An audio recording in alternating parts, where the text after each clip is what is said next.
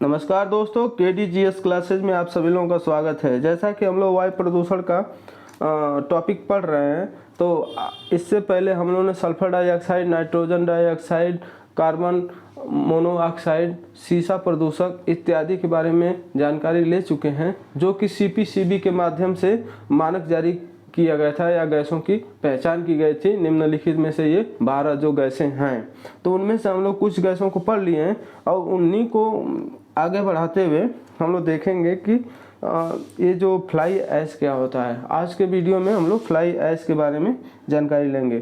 तो fly ash को हिंदी में हम लोग उड़न राख कहते हैं। उड़न राख हम लोग देखे हैं गांव में कि जो राख होती है ईंधन के माध्यम से जो निकाली जाती है, जो लास्ट में अवशिष्ट बच जाता है, उसे राख कहते हैं। लेकिन वो राख जमीन पर रहती है, वो जहाँ से अपशिष्ट जलता है वहीं से वापस आ जाता है। लेकिन जो ये राख निकलती है चिमनी के माध्यम से, चिमनियों के माध्यम से ऊपर निकलती रहती है। तो देख सकते हैं कि इसलिए ये हवा में प्रसारित रहती है, विघटित होती रहती है, तो जो कि ये मनुष्य के जीवन में काफ़ी हानिकारक पहुंचाती है। इसके माध्यम से क्या होता है कि अब जहाँ मिट्टी होती है, मिट्टी भी प्रदूषित हो जाती है, और कृषि योग्य जो भूमि होती है, जहाँ कृषि होती है, जहाँ पेड़ पौधे रहते हैं, वो भी प्रभावित हो जाते हैं। इसके अलावा जो पानी के स्रोत हैं, पीने योग्य जो पानी है, उनको भी प्रभावित करती है। जैसे तालाब हो गया, नदी हो गई, झील हो गई इत्यादि, सब प्रदूषित हो जाते हैं, तो वहाँ पानी पीने योग्य भी नहीं रहता है। तो इस बात को ध्यान में रखते हुए भारत सरकार ने काफ़ी चिंतित रही और इस पर नियम निकाला, कुछ काम किया। तो उसके लिए उसने सोचा कि ये जो हमारे लिए उड़न राख कितनी प्रभावित कर रही है, जबकि हम बिजली हमारे जीवन के लिए कितना महत्वपूर्ण है, आप सब लोग जानते हैं। अब बिजली उत्पादन हम रोक नहीं सकते हैं, पर हम उड़न राख को भी नहीं रोक पा रहे हैं। उड़न राख जैसे हमारे जीवन में बिजली आवश्यकता है, उसी तरह से जितना हम बिजली खपत करेंगे उतना ही हमारा उड़न राख बढ़ता जाएगा।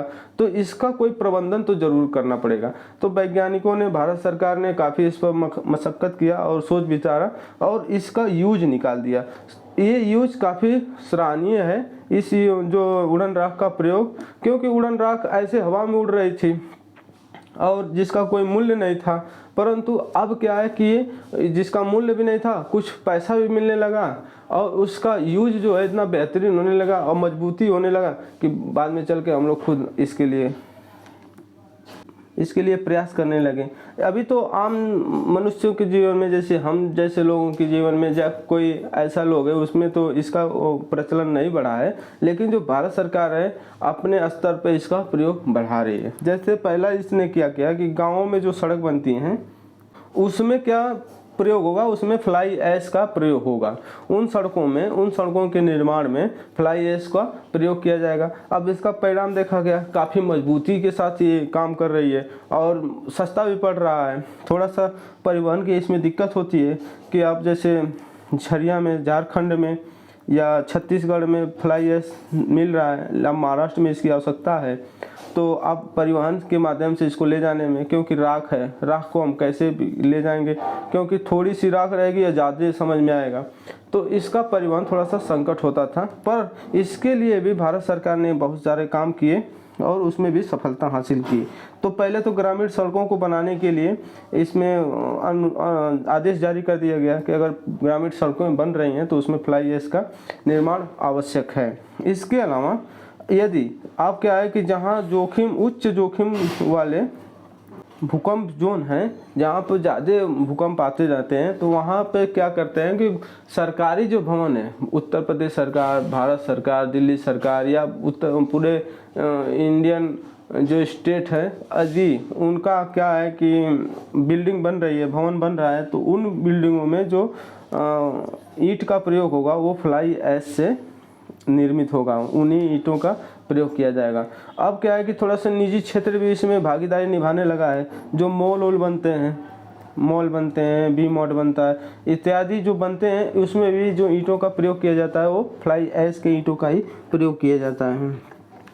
ठीक है दोस्तों, इसमें क्या था कि जो परिवहन की दिक्कत हुआ करती थी कि अब हम परिवहन कैसे करेंगे, थोड़ी सी राख है उसको हम ले जाएंगे, कितना टाइम लगेगा, कितना पैसा खर्च होगा।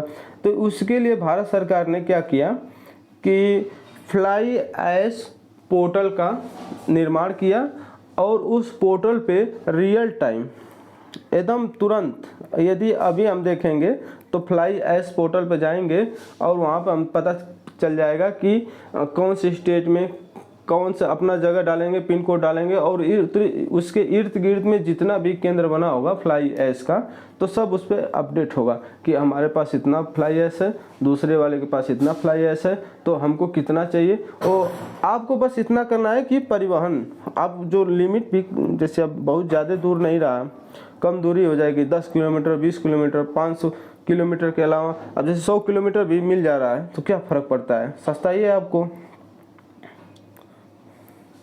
100 किलोमीटर जहाँ हो रहा था, अब 100 किलोमीटर जहाँ 500 किलोमीटर, 200 किलोमीटर, 800 किलोमीटर था, वो अब 100 किलोमीटर की रेंज में आपको फ्लाई ऐश मिल जा रहा है। तो आपके लिए, वहाँ के ठेकेदार के लिए जो सड़क बनवा रहा है उसके लिए तो आसानी हो जाएगी, तो कोई दिक्कत वाली बात नहीं रहेगी। इसके अलावा भारत सरकार ने एक और निकाला है कि फ्लाई ऐश इतनी भारी मात्रा में निकल रहा है, इतना उत्पादित हो रहा है, तो इसका यूज हम लोग कैसे कर सकते हैं। तो इसने क्या किया कि अपने पड़ोसी जो देश हैं, जैसे नेपाल हो गया, बर्मा हो गया, भूटान हो गया, म्यांमार हो गया, बांग्लादेश हो गया, श्रीलंका हो गया, इत्यादि देशों से इन्होंने एक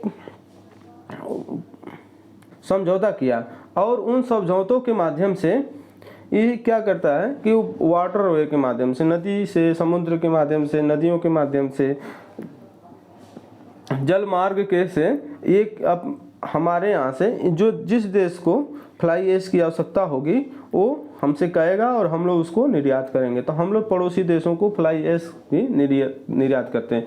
अब फ्लाई ऐश के बारे में आप सब जानते हैं कि फ्लाई ऐश क्या है, मजबूती भी है और सस्ता भी है। तो अब ये भारी मात्रा में उत्पादन भी हो रहा है, तो कोई दिक्कत नहीं है, अब फ्लाई ऐश ले जाओ, कोई बात नहीं। तो हम लोग देख लिए कि फ्लाई ऐश जो है इसका पोर्टल भी बन गया है और ऊर्जा मंत्रालय द्वारा फ्लाई ऐश का निर्माण भी किया गया है। तो इस वीडियो में हम लोग देखा दोस्तों कि फ्लाई ऐश कैसे निकलता है, फ्लाई ऐश क्या होता है और फ्लाई ऐश का उत्पादन कैसे होता है, फ्लाई ऐश का भारत सरकार प्रयोग कैसे कर रही है, हम अपने जीवन में कैसे इसको देख रहे हैं। तो हम लोग इस वीडियो में बस इतना ही। आगे की वीडियो में हम लोग पढ़ेंगे वाहन उत्सर्जन को कम करने के तरीके। तो इस वीडियो में तब तक के लिए धन्यवाद, नमस्कार, जय हिंद।